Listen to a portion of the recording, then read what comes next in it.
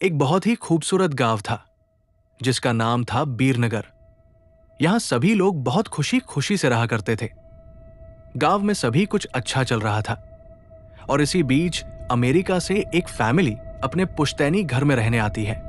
उस परिवार में पति पत्नी और उनका छोटा सा बेटा थे जो अपने हवेली में रहने आए थे। सभी के आते ही गांव वालों में खुशी की लहर दौड़ पड़ी, क्योंकि ये फैमिली कोई और नहीं बल्कि इसी गांव में रहने वाले एक पुराने जमींदार की थी और गांव वाले उनकी बहुत इज्जत करते थे।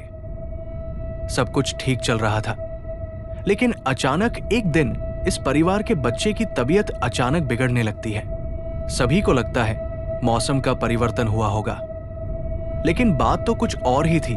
धीरे धीरे लड़के का चेहरा नीला पड़ने लगा। आनन फानन में परिवार ने डॉक्टर को बुलाया और डॉक्टर को भी कुछ समझ नहीं आया तो उसने पास में ही बने एक हॉस्पिटल में उन्हें स्वास्थ्य परीक्षण के लिए आमंत्रित किया ताकि बच्चे की बीमारी का पता लगाया जा सके। परिवार ने डॉक्टर की सलाह अनुसार हॉस्पिटल जाना जरूरी समझा। सारे परीक्षण होने के बाद भी कुछ नहीं हासिल हुआ। जैसे ही सारा परिवार गांव पहुंचा तो गांव के कुछ बुजुर्गों ने बच्चे की हालत देखकर उन्हें ओझा के पास जाने को कहा। आज भी गांवों में पुराने रीति रिवाज के अनुसार झाड़ फूंक करके इलाज करने की प्रथा कायम है। परिवार सभी सदस्य बच्चे के लिए ओझा के पास भी जाने को तैयार हो गए। गांव के पास ही पहाड़ी में एक बाबा रहते थे जो कि काली विद्या में भी माहिर थे। जैसे ही उनके आश्रम की सीढ़ियों में वो बच्चा अपने परिवार के साथ पहुंचा तो ओझा जोर जोर से चिल्लाने लगे, तू क्यों आई है? इतने बरसों के बाद भी तेरा बदला शांत नहीं हुआ।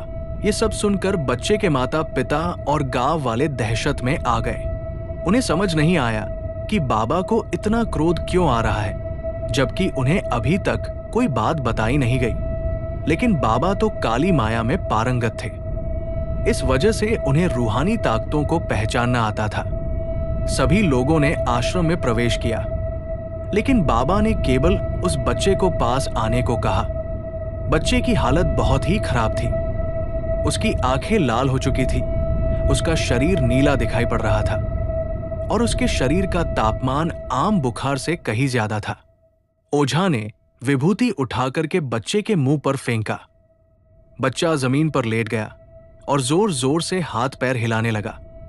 किसी को कुछ नहीं समझा रहा था कि बाबा की विभूति से क्या चमत्कार हुआ कि बच्चा अपने आप जमीन पर लेटकर ऐसी हरकतें करने लगा।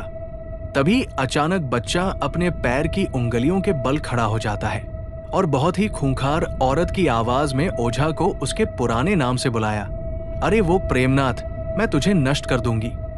लड़के का ऐसा स्वर सुनकर उसके माँ बाप घबरा गए।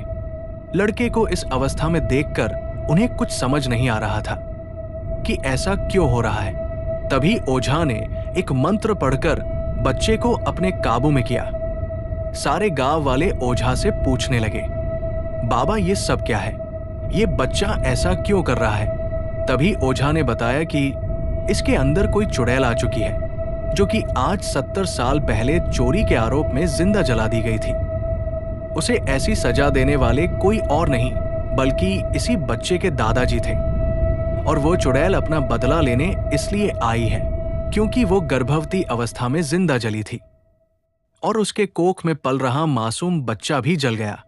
इसी वजह से वो उस वंश बच्चे को भी दर्दनाक मौत देना चाहती है ताकि उसका बदला पूरा हो सके।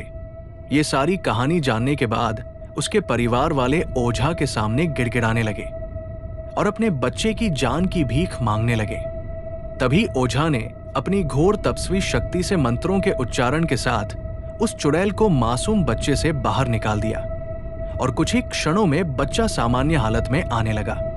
सभी को लगा कि सब कुछ हमेशा के लिए ठीक हो गया, लेकिन ये तो एक शुरुआत थी।